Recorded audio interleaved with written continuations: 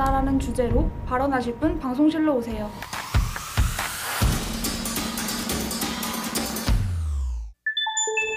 저는 KBS 제주 뉴스가 있는지 잘 몰랐었거든요.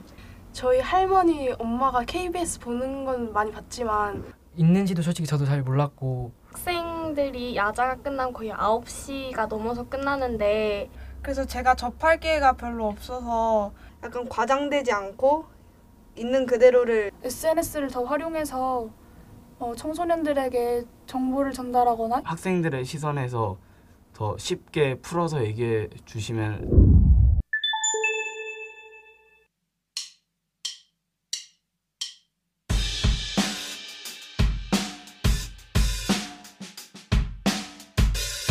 제주에서 일어나는 다양한 소식들을 접할 수 있어서 좋습니다. 다만 영상 비주얼적인 측면에서 젊은 층을 사로잡을 수 있는 신선한 감각이 필요하다고 생각합니다.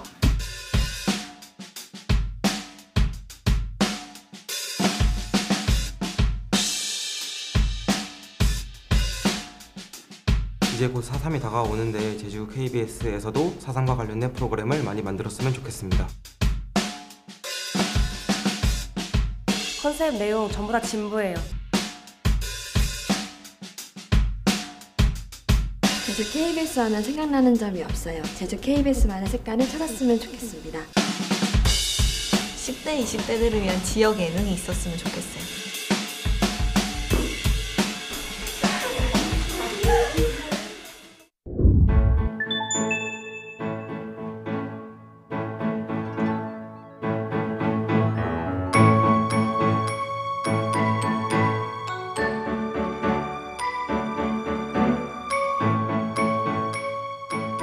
공간 자체는 이제 청년 창작자가 공유하는 공간인데요. 제주도 내에서 청년들이 다양한 작당들을 시도하고 도전하는 것들이 제 주변에 있는 것 같아요. 방송에서는 이런 작당들이 잘 알려지지 못하고 있는 것 같아서 조금 아쉬운 점이 많더라고요.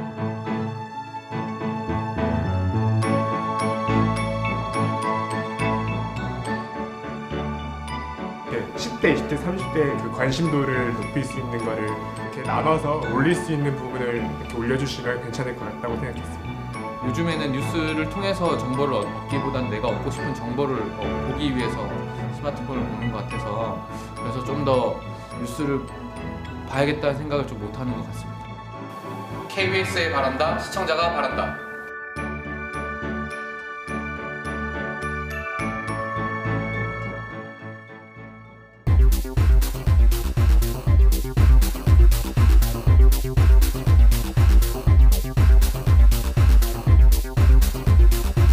시청자 여러분 안녕하십니까? 새롭게 출발하는 7시 오늘 제주 정현정입니다. 오늘부터 매주 월요일에서 목요일까지 저녁 7시에 여러분을 찾아뵙게 됐는데요.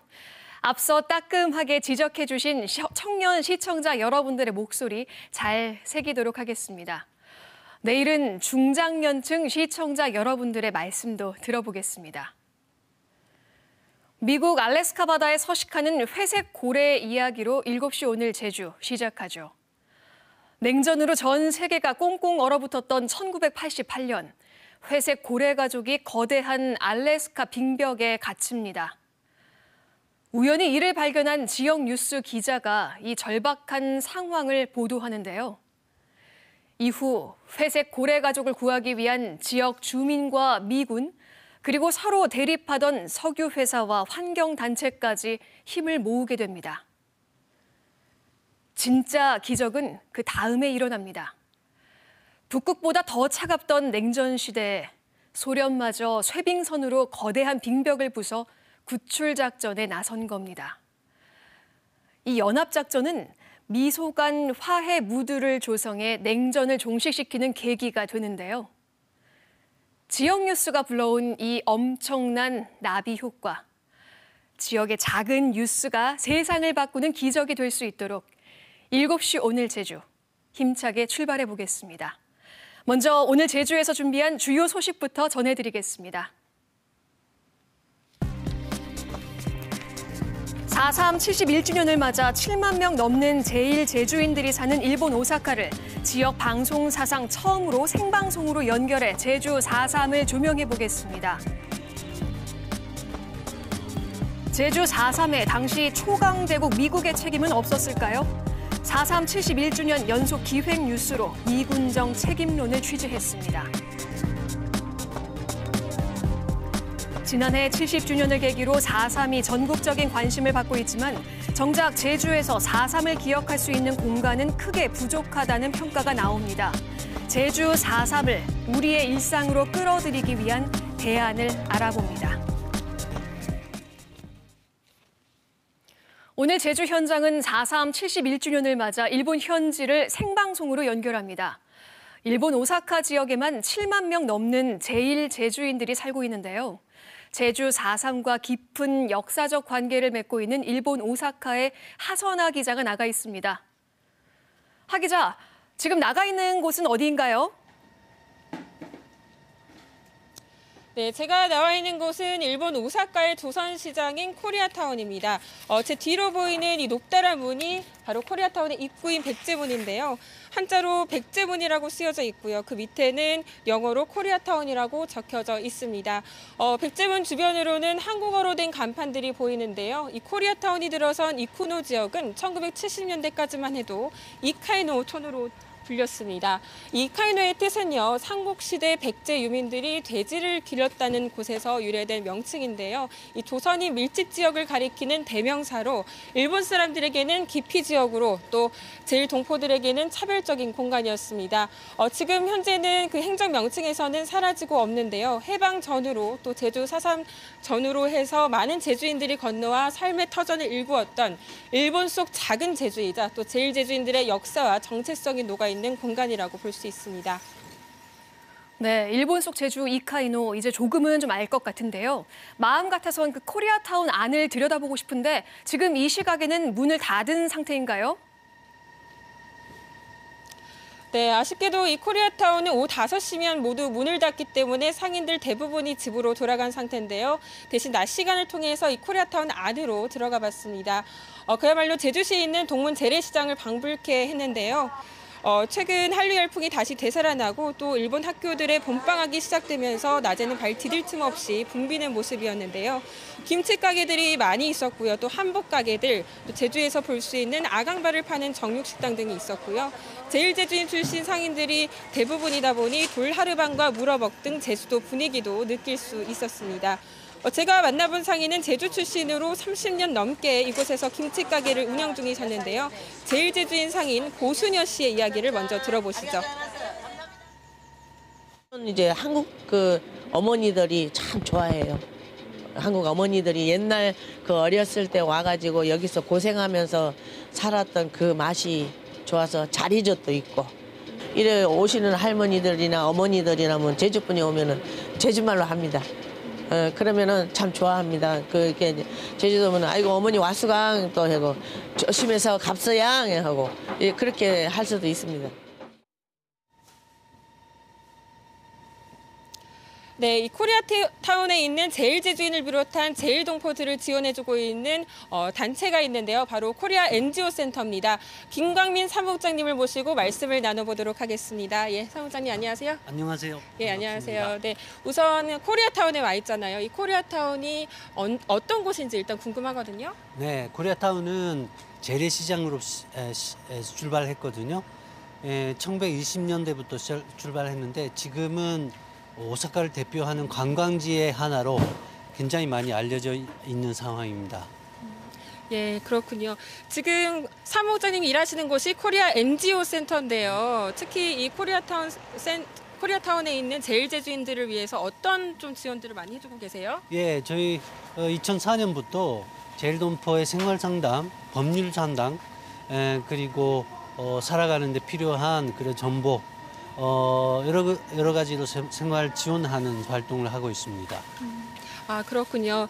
실은 여기 제1제주인 분들이 많으시잖아요. 이 4.3을 겪고서 오사카로 넘어오신 이 제1제주인 분들에게 이 코리아타운은 어떤 의미로 다가오나요? 예, 코리아타운은 마음의 고장이기도 합니다. 여기에 오면은 자기 동포들 같이 있고 동양인들 같이 만나가지고 그야말로 제주 사투리로 얘기하고요. 굉장히 평소에 긴장하고 살다가도 여기에 오면은 마음이 풀어서 아주 편안하게 지낼 수 있는 공간이라고 할 수 있죠. 정말 뭐 제2의 고향 같은 그런 곳인데 앞으로 이 코리아타운이 어떻게 자리매김했으면 좋겠는지 한 말씀 해주신다면? 예, 지금 낮에 아주 많은 사람들이 찾아옵니다. 젊은 사람들 중심으로 한국을 한번 접해보자, 한국 문화를 한번 만져보자 하는 사람들로 붐비는데요. 저희들 여기를 일본 사람들이 찾아와서 한국을 바로 알 수 있고 교류할 수 있는 그런 장소로 더 열심히 활성화시키려고 합니다. 네, 말씀 감사합니다. 예, 소중한 시간 내주셔서 감사합니다. 감사합니다. 네, 지금까지 7시 오늘 제주 현장 이카이노 한복판의 코리아타운에서 전해드렸는데요. 71주년 4.3을 맞아서 취재팀이 왜 오사카에 왔고 또 제주 4.3의 역사에 있어서 왜 제1제주인을 잊어서는 안 되는지 들여다봤습니다. 일본 오사카에는 어떻게 7만 명이 넘는 제1제주인이 살게 됐을까? 시간은 일제강점기로 거슬러 올라갑니다. 제주와 오사카 사이 전기선이 운항되고 강제징용이 이뤄지면서 수만 명의 제주인들이 일본으로 터전을 옮겼습니다. 해방 후 상당수가 고향 제주로 돌아왔지만 1947년 3.1절 발포 사건으로 시작된 4.3은 제주인들을 다시 일본으로 내몰았습니다. 4.3 당시에만 최대 10,000명이 건너간 것으로 추정됩니다. 이쪽도 저쪽도 아닌 일본, 멀지만 가장 가까운 곳을 선택한 것이 바로 일본이었고 그곳은 바로 목숨을 건 탈출이었고 하나의 4.3으로부터의 도피처이기도 했습니다. 벼랑 끝에 내몰린 제주인들이 도착한 곳은 오사카 공업지대의 외진 곳. 공장 노동자로 식당 종업원으로 생계를 이어가는 현실 속에서도 고향 음식으로 허기진 배를 채우고 자녀들의 교육도 포기하지 않았습니다. 제주시 조천읍 출신 제1동포 고 조지연 작가가 사진으로 기록한 이카이노 안엔 제1제주인의 고달픈 삶이 담겼습니다. 父が亡くなったすぐにもうあの写真は本当に在日の財産やねっていうふうに言われたことがあったんですけど、まさにそうやなというのは思いました。 좌우 이념 대립 속에 일어난 제주 4.3은 오사카와 제주로 제주인들의 삶을 갈라놓았습니다. 분단된 나라 밖 하나의 공간이었던 제1동포 사회에서 제1제주인들도 분단의 갈등을 겪으며 4.3은 오랜 시간 동안 금기어였습니다. 민당 사람은 제주 4.3 빠르겐 보통이라 그런 분도 아직 계세요. 돌아가신 내 친구 아버지는 그 어머니가 희생자인데 그래도 삼보토라고 합니다. 빠르겐이라고. 그런 거 포착한 거 우리 제주인 그 사고 방식이 있어요.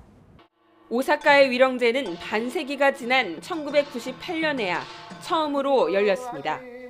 70주년인 지난해엔 비로소 위령비가 건립됐고 공식적인 추모 공간이 생겼습니다. 하지만 제1제주인이 신청해 인정된 4.3 희생자는 75명뿐. 명예회복은 아직 멀기만 합니다. 섬을 떠난 사람들에 대해서 과연 고향에서는 어떻게 대했는가, 그리고 그들의 그 소외된 4.3의 아픔을 안고 이렇게 소외된 삶을 사는 그분들에게 과연 얼마나 우리가 신호를 보냈고 얼마나 다가갈 수 있었는가. KBS 뉴스 하선아입니다.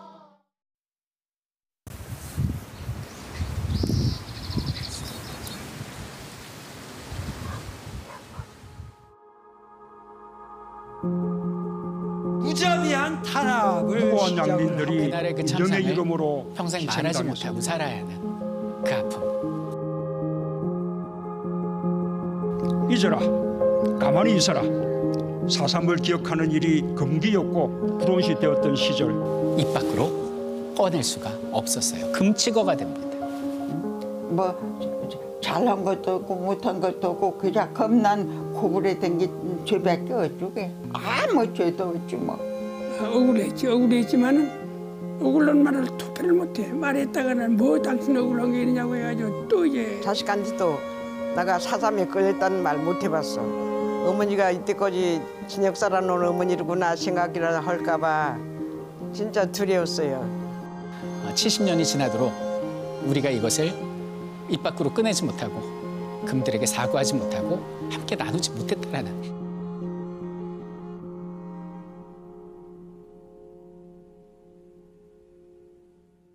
우리 모두가 그 슬픔에 동참하는 길밖에는 없습니다.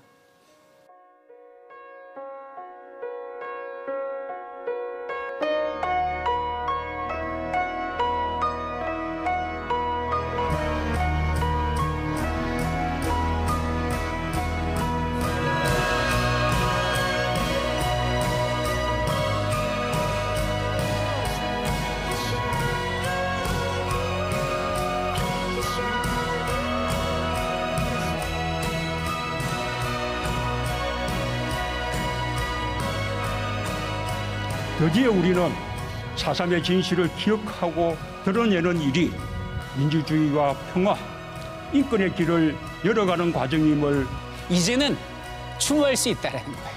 이제는 우리가 말할 수 있다라는 거죠.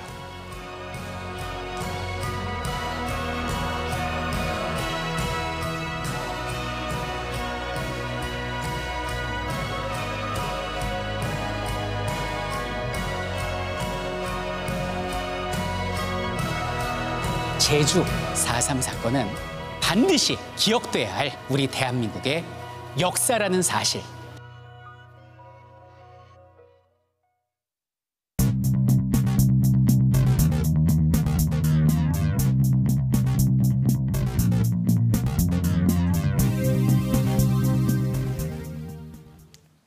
네, 오늘 하루 뉴스를 정리해드리는 뉴스브리핑 손보라입니다. 먼저 지난 한 주간 시민들에게 가장 큰 관심을 끌었던 영상부터 살펴보시죠.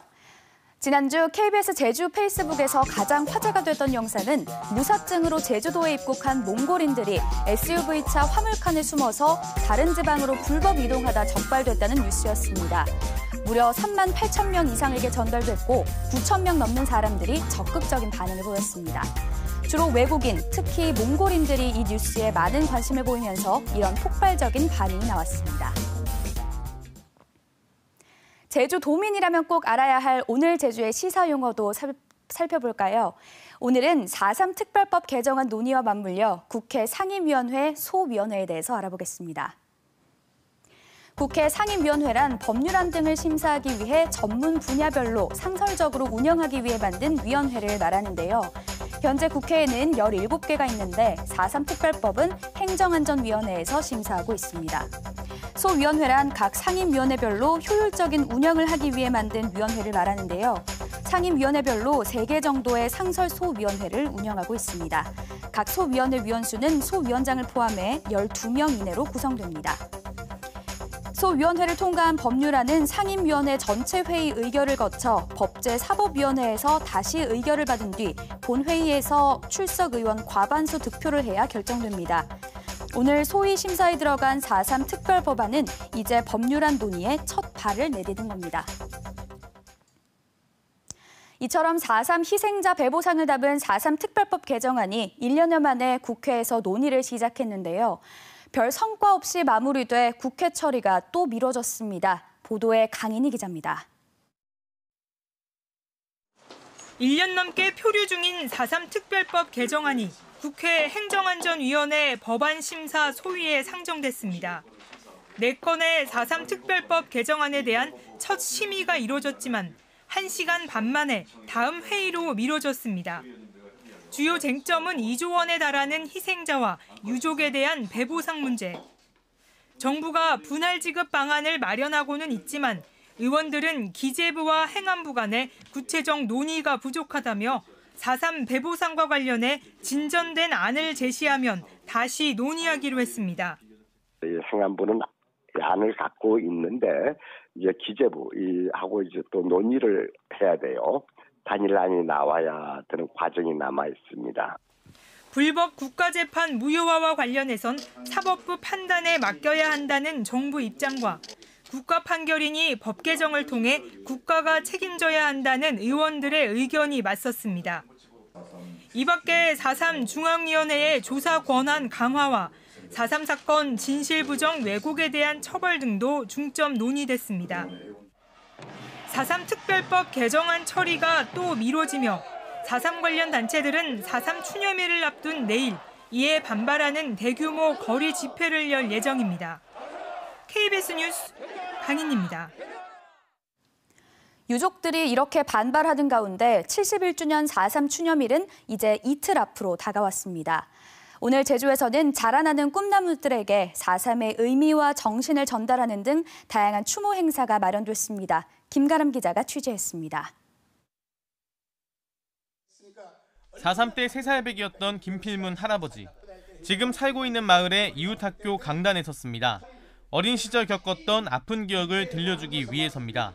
밥을 어떤 식으로 먹냐? 먹을 게 없으니까 밀기구를 어떻게 구해다가. 대구 형무소에 영문도 모른 채 끌려간 뒤 행방불명된 아버지 이야기와 함께 힘겹게 살아온 지난 세월을 담담하게 풀어놓는 김 할아버지.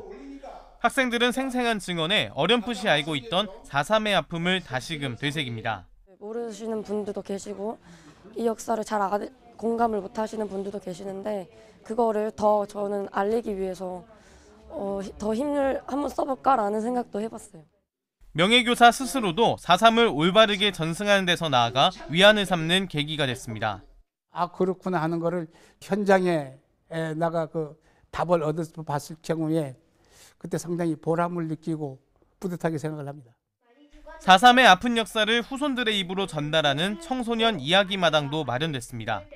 올해는 특히 불법 군사재판을 다뤘는데 공소기각 판결을 받은 생존 수영인들이 자리를 함께해 의미를 더했습니다. 4.3이 정말 무서운 사건이잖아요. 근데 사람들 앞에서 이렇게 당당하게 저는 죄인이 아닙니다. 이렇게 발표하는 게 멋있었고 영광스러웠습니다. 4.3의 완전한 해결을 다짐하는 해원 방사탑재 등 다양한 행사가 이어져 4.3 71주년 추모 분위기를 더했습니다. KBS 뉴스 김가라입니다. 올해로 3회째를 맞는 제주 4.3 평화상 시상식이 오늘 저녁 제주 칼 호텔에서 열려 문학작품을 통해 국내에 제주 4.3을 널리 알린 소설가 현기영 씨에게 평화상이 수여됐습니다. 또 1968년 베트남전 당시 한국군에 의해 자행된 학살 사건의 생존자이자 인권운동가인 응우옌 티탄 씨 등 2명에게 특별상이 수여됐습니다. 양승동 KBS 사장이 오늘 제주 4.3 평화공원을 찾아 4.3 영령들 앞에 참배했습니다. 양 사장은 방명록을 통해 제주 4.3 71주년의 의미와 가치를 되새기고 기리겠다고 밝힌 뒤 행방불명인 표석과 봉안관을 찾아 희생자들의 넋을 위로했습니다. 양 사장은 이어 제주 방송총국을 방문해 KBS가 지역방송 활성화를 위해 추진하는 7시 오늘 제주가 안착할 수 있도록 최선을 다해달라며 직원들을 격려했습니다. 제주를 찾은 외국인 관광객 10명 중 6명은 자연경관 감상이 목적이라는 조사 결과가 나왔습니다. 제주관광공사가 발표한 지난해 제주도 방문 관광객 실태조사에 따르면 외국인 관광객 58.2%가 자연경관 감상을 위해 제주 방문을 결심했고 이어서 휴양과 휴식이 12.1%, 음식과 미식 탐방 7.8% 등의 순이었습니다. 제주관광공사가 지난해 40억 적자를 내면서 수당과 상여금 등을 반납해 인건비를 줄이는 등 비상경영체제에 들어갈 계획입니다. 제주관광공사는 지난해 매출액이 696억 원으로 전년보다 15% 증가했지만 면세점 운영과 송객 수수료 증가 등 단기 순손실이 40억 8천만 원에 달한다고 밝혔습니다. 서귀포시 성산읍 지역에 올해도 많은 양의 파래가 밀려들 것으로 보여 처리난이 우려되고 있습니다. 제주도는 최근 성산읍 오조리 해안 등에 파래가 밀려들어 쌓이고 있다면서 앞으로 2억 4천만 원을 들여 파래 수거를 추진하겠다고 밝혔습니다. 지금까지 뉴스 브리핑이었습니다.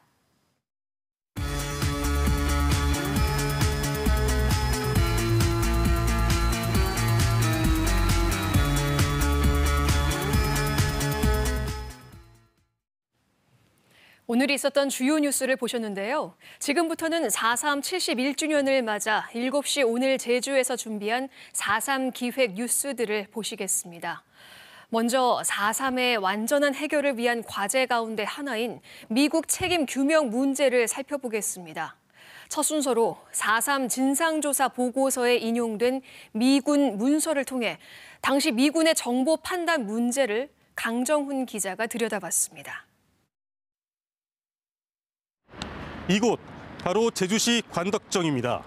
제주를 찾는 관광객이면 누구나 찾는 관광 명소이기도 하지만 제주의 아픔인 4.3의 발단이 된 곳이기도 합니다. 당시 28주년 3.1절 기념대회를 마친 일부 군중이 이곳을 지날 때 기마 경찰이 6살 난 어린이를 치고 가다 군중의 항의로 도망치고 경찰이 이를 쫓는 군중을 폭동으로 오인해 총을 쏩니다. 어린이도 죽었죠. 아기를 아는 그 젊은 처자도 죽었죠. 그냥 그 어떤 주동자가 아니라 그 옆에서 그냥 그 수많은 군중들의 이야기를 그 함성을 들었던 구경꾼이라는데 그 많은 도민들이 분노를 느꼈던 겁니다.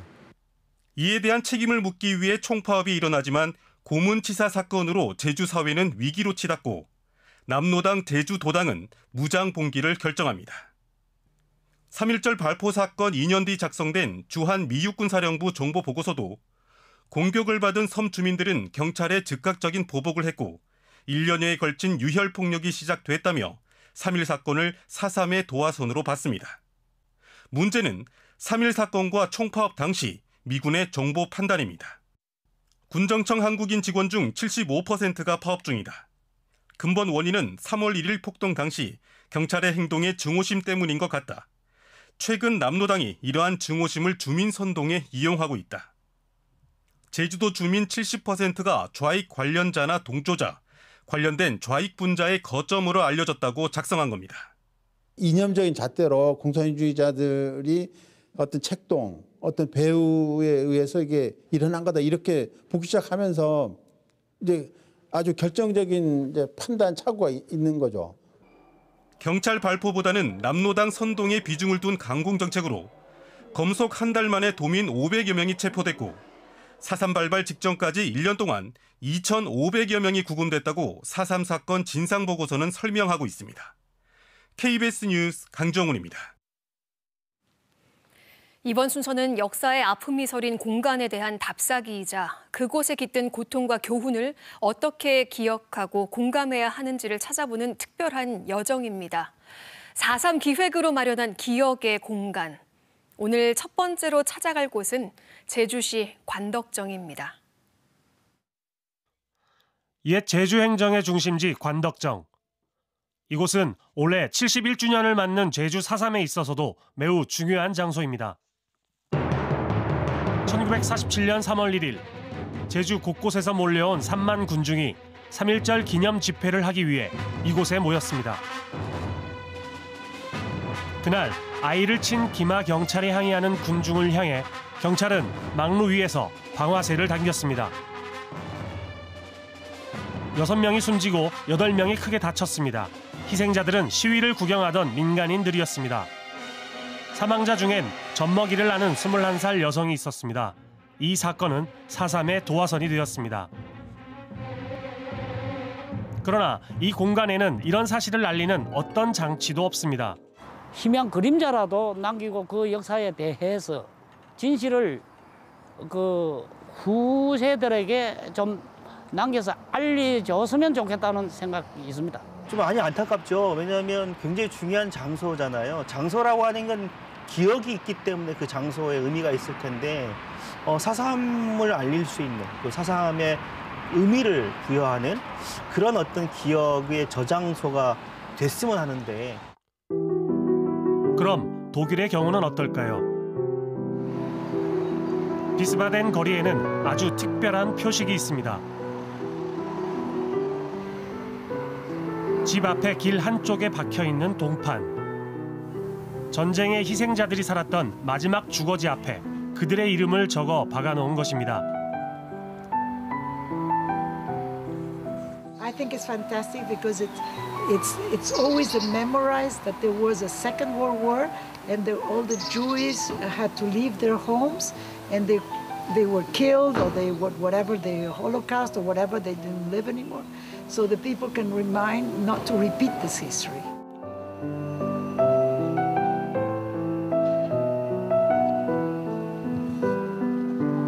슈톨퍼슈타인의 프로젝트. 망각의 걸림돌이라 불리는 이 동파는 현재 베를린에만 7,000개, 유럽 전역에는 7만 개 이상 설치되어 길을 가던 사람의 시선을 붙잡고 있습니다. 사람들이 매일 보면서 이런 일들이 그냥 과거에, 먼 과거에 뭐 전혀 별개의 사람들이 아니라 우리 동네에서 일어난 일이다. 그리고 우리 이웃들에게 일어난 일이다라는 그런 느낌을 심어줄 수 있는 것입니다. 박재옥. 젖먹이를 안고 죽은 엄마의 잊혀진 이름입니다. 제주 4.3, 70년 하고도 또 한 해. 엄마와 아이의 동상이 있어야 하는 곳은 어딘지, 잊혀진 이름들을 다시 새겨야 할 곳은 어딘지 생각해야 할 때입니다.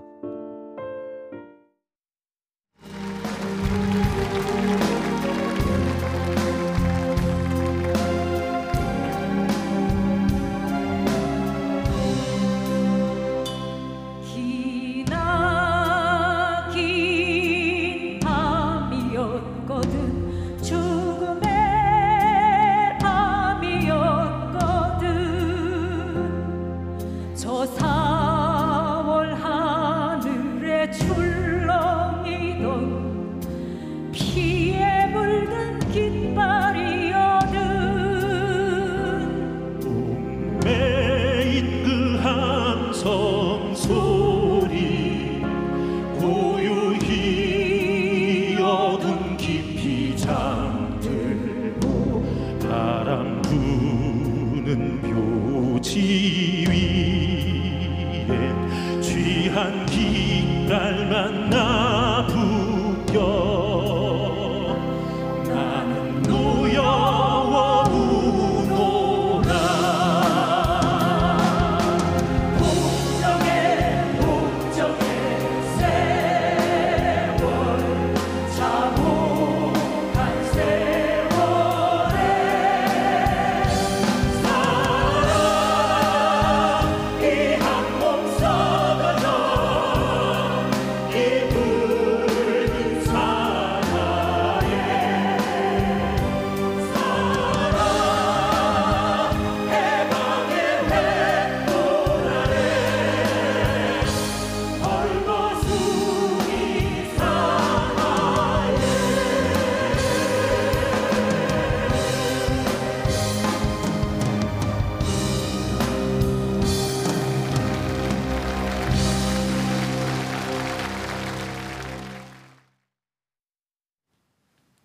(4.3) 주간을 맞아서 7시 오늘 제주 4.3 특집으로 전해드리고 있는데요. 올해로 71주년을 맞은 제주 4.3은 언제 시작해 어떤 과정을 거쳐 오늘에 이르렀을까요? 가상의 인물인 동백삼촌의 목소리로 제주 4.3의 역사를 재구성했습니다. 화면으로 함께 보시죠. 다시 4월입니다. 동백삼촌은 4월이면 가슴 한쪽이 유난히 뻐근합니다. 태어나 지금껏 제 이름을 갖지 못했기 때문인데요. 동백삼촌에겐 무슨 일이 있었던 걸까요?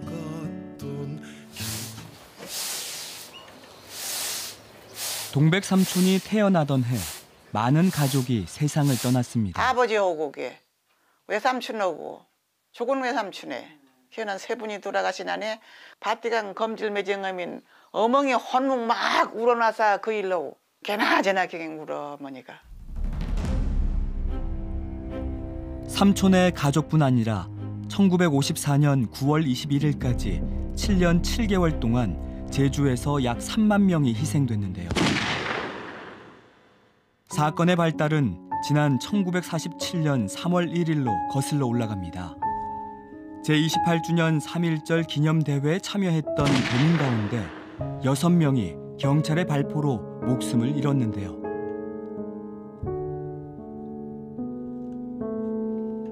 이후 갈등의 골이 깊어져 다음해 4월 3일 무장봉기가 일어납니다. 이에 맞선 군경의 진압작전, 해안선 5km를 벗어난 사람은 총살, 불법 계엄령은 그해 말까지 유효했습니다. 계엄령 내리지 계명 내리난 이제 안이 내려가면 만딱 쏘아 죽인대. 군인 쪽에서도 군인 못 쏘아. 이젠 산에서는 이제 산사람 못 쏘아. 기억에는 그자 어떤 하는 게 그 구레간 게 고볼트 너시랑 구레간 고본 거 아니라게.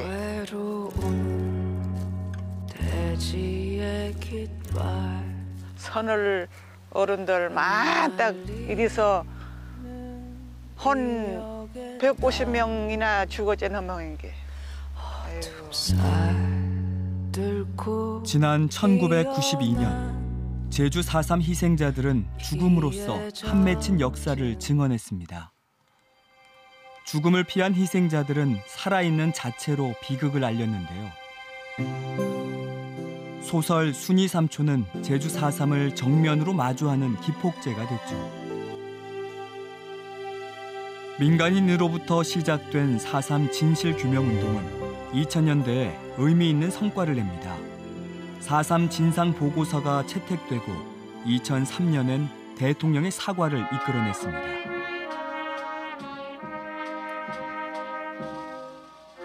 네, 노무현 대통령께서 헌화를 하러 자리를 하는 모습입니다. 억울하게 희생된 4.3의 피해자 3만여 명에 가까운 그들의 한을 어떻게 다 풀 수 있겠습니까마는.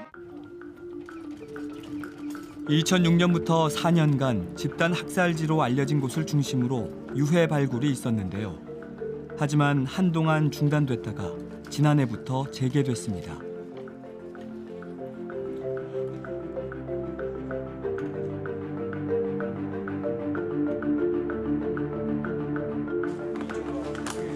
지난 2017년엔 제주 4.3 당시에 있었던 불법 군사재판에 대한 첫 재심 신청이 있었는데 억울한 가면은 뭐 한이 없죠. 공소 기각 판결로 4.3 수용인 18명이 누명을 벗었습니다.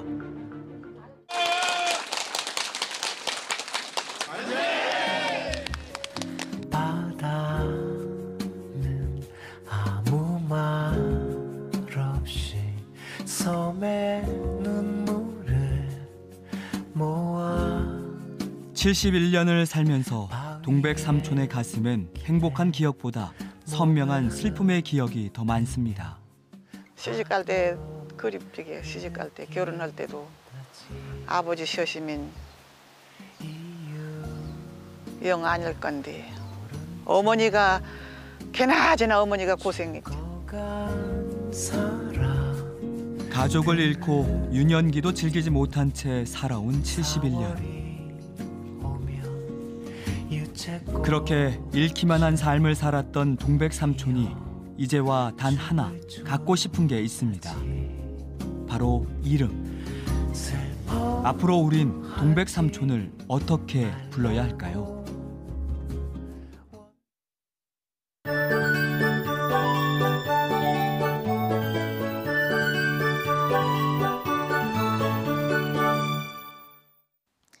달력은 4월로 접어들었지만 북서쪽에서 찬바람이 불어오면서 날이 쌀쌀합니다.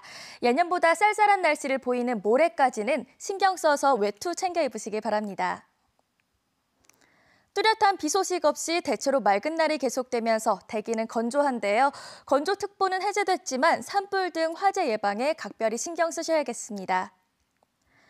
현재 하늘에는 대체로 구름만 많이 지나고 있고요. 내일도 대체로 구름만 지나며 맑은 날씨를 보이겠습니다. 내일 미세먼지 농도는 보통 수준을 나타내겠습니다. 내일 기온 살펴보겠습니다. 아침 기온 6에서 8도로 오늘과 대체로 비슷하겠고요. 낮 기온은 대부분 지역에서 13에서 15도까지 오르겠습니다. 바다의 물결은 제주도 앞바다에서 최고 2m까지 다소 높게 일겠고요. 제주도 남쪽 먼바다의 물결도 최고 2m까지 일겠습니다. 주간 날씨입니다. 주 후반부터는 추위가 누그러지고 맑고 온화한 봄 날씨를 만끽할 수 있겠습니다. 날씨였습니다. 7시 오늘 제주는 지역 이슈를 정확하게 그리고 더욱 발빠르게 보도하기 위해 오늘부터 매주 월요일부터 목요일까지 여러분을 찾아뵙게 되는데요. 앞으로 도민과 소통을 위해 제주 현안을 많은 사람들에게 알리고 그 대안을 모색하는 플랫폼이 되기 위해 정성을 다하려고 합니다. KBS의 주인은 시청자 여러분입니다. 많은 응원 부탁드리고요. 내일 저녁 7시 더욱더 알찬 소식으로 다시 찾아뵙겠습니다. 고맙습니다.